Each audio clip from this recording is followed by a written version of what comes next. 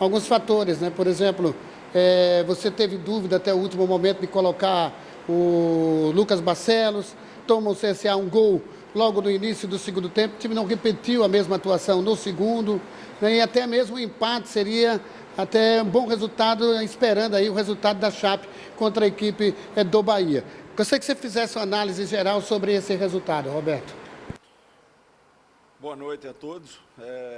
A equipe começou, né, fazendo um bom jogo, né, buscando pressionar o adversário, criou algumas situações e chegamos ao primeiro gol, né?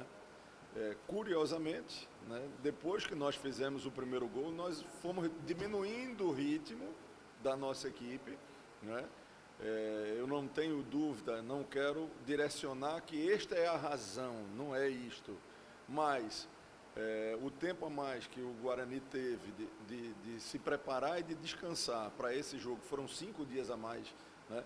Eu acho que acabou pesando um pouco, porque a gente faz o primeiro gol e, inexplicavelmente, o nosso ritmo de jogo ele começa a baixar. E aí o Guarani começa a crescer e chega a um empate. E no momento que chegou o empate, a equipe sentiu, não é, um pouco isso aí, voltamos para o intervalo, conversamos com os atletas, buscamos orientar algumas situações, e aí a gente leva um gol super, mega, hiper precoce, leva um gol cedíssimo no segundo tempo.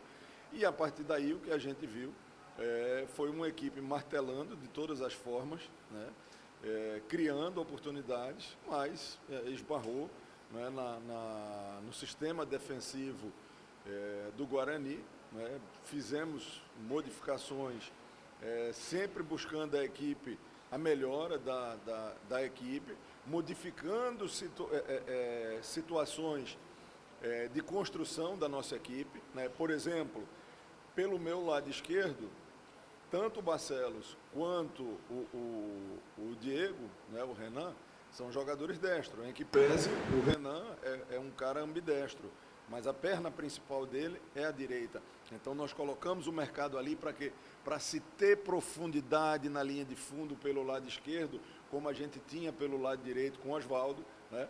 Aí o desgaste foi batendo em alguns atletas e no momento que foi desgastando, a gente foi substituindo, sempre buscando a equipe se tornar mais ofensiva e as últimas substituições, aquela substituição do desespero, né, onde a gente colocou praticamente 4 atacantes, o Elton, o Rodrigo Rodrigues, o Rogério e o Mercado, para que essa bola fosse alçada na área, para que a gente desse peso na área, porque essa jogada de cruzamento na área poderia, se tivesse sido feita com um pouquinho mais de eficácia, causar dano ao adversário, porque o Kozlinski não vinha acertando bem a saída de gol, tanto que a gente teve 2 oportunidades, né, em saída de gol do goleiro do Guarani um pouco equivocada, então era para pressionar, mas eu acredito que hoje era aquele tipo de jogo que a gente ia estar jogando até agora, né, e realmente as coisas não funcionaram bem, e agora não adianta lamentar não, nós precisamos aí, né, de vitórias, né? Eu acredito ainda que com 3 vitórias, né, a gente pode, né, conseguir o objetivo. Resta 6 jogos e isso dá um percentual de aproveitamento de 50%. Percentual que a gente, eu acho, não conseguiu ter ao longo desse campeonato. Então agora é a hora da superação, né, para que a gente possa buscar o resultado que interessa e garantir a permanência. Roberto, no gol que o CSA levou, o primeiro, em seguida, o torcedor começou a pegar, por exemplo, no pé do Marcelo Carné, começou a demonstrar também uma insatisfação até com a postura do time, porque, como você falou, recuou depois de levar o primeiro gol. Primeiro, eu queria que você comentasse sobre essa vaia sobre ele, porque parece que houve um questionamento sobre colocar ele e não manter o Paulo Ricardo, que tinha vindo tão bem. E segundo, se você acha que isso ajudou a desestabilizar o time, que claramente sentiu o psicológico.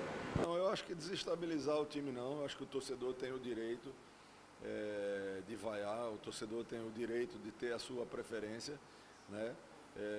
O Paulo Ricardo é um goleiro que tem muito potencial, entendeu? Mas o titular é o Carné. O Carné não saiu da equipe por deficiência técnica. Por que ninguém estava vaiando o Carné, né? Por que ninguém vaiou e pediu a saída do Carné nos jogos anteriores? O que irritou o torcedor foi uma segunda expulsão num período curto. Eu acho que num período de 6, 7 jogos, né, o Carné foi expulso 2 vezes.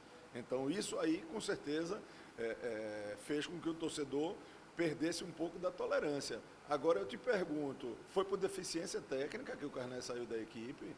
Por que ninguém questionou a saída do Carné? Só para você ter uma ideia, tá? O goleiro reserva, quando eu cheguei aqui, era o Jean. Era o Jean, não era o Paulo. Agora, o Paulo entrou na equipe aproveitando o seu trabalho e a oportunidade, porque quando o Carné ficou de fora, o Jean estava com a virose, não pôde ir para o jogo da Chape, não pôde sequer também no jogo diante da Tombense, né?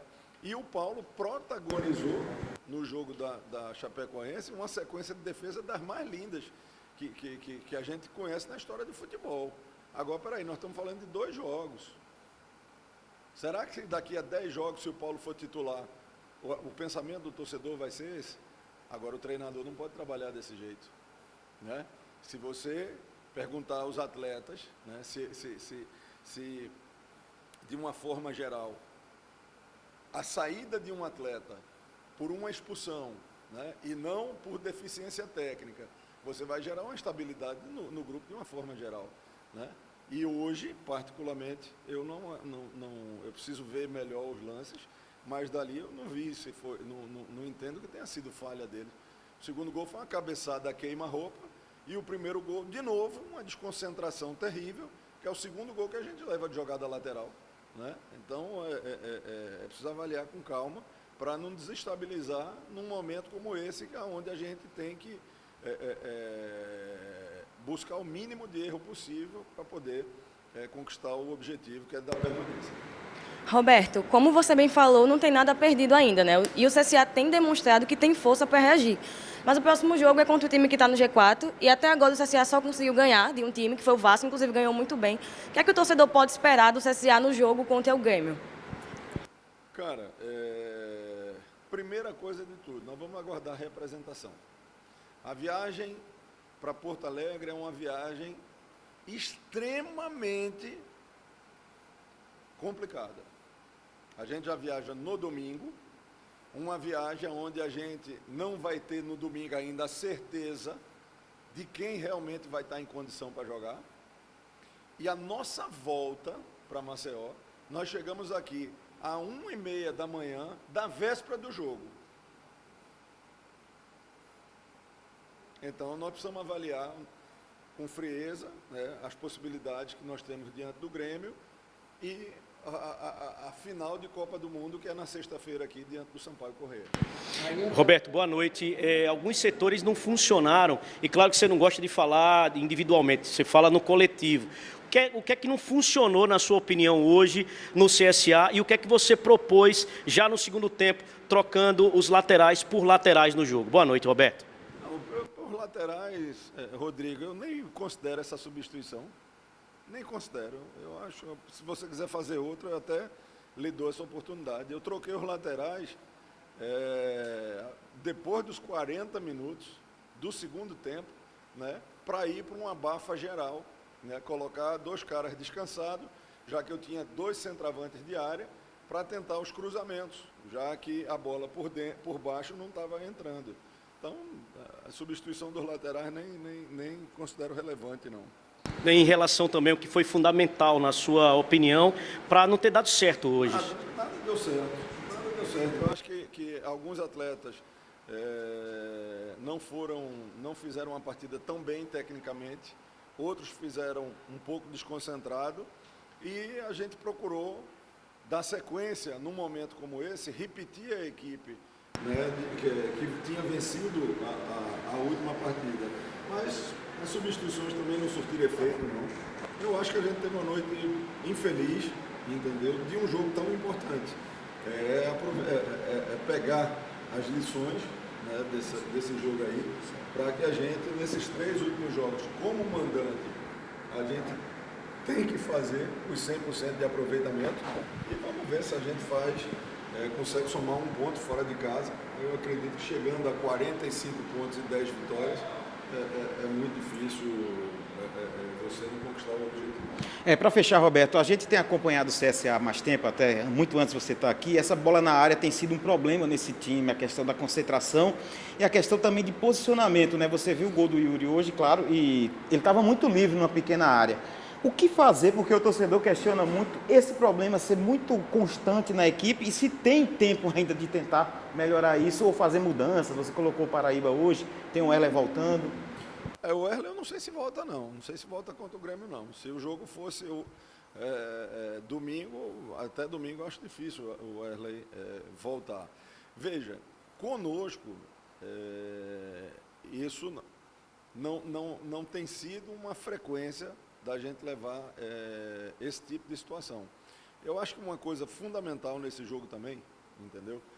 O futebol, ele é decidido, ele é resolvido pelos atletas, pela tomada de decisão dos atletas. Mas muita coisa cerca, sabe? E eu acho hoje, seguramente, principalmente pela escolha, pelo posicionamento e pela caracterização de alguns elementos do Guarani, pesou muito, favoreceu demais o conhecimento do Mozart desse elenco. Esse elenco foi praticamente montado por ele, né, com o perfil que ele queria como modelo de jogo. Então você sabe a qualidade e defeitos, né, de cada um dos atletas. Eu acho que isso também foi uma coisa. Decidiu? Não decidiu não.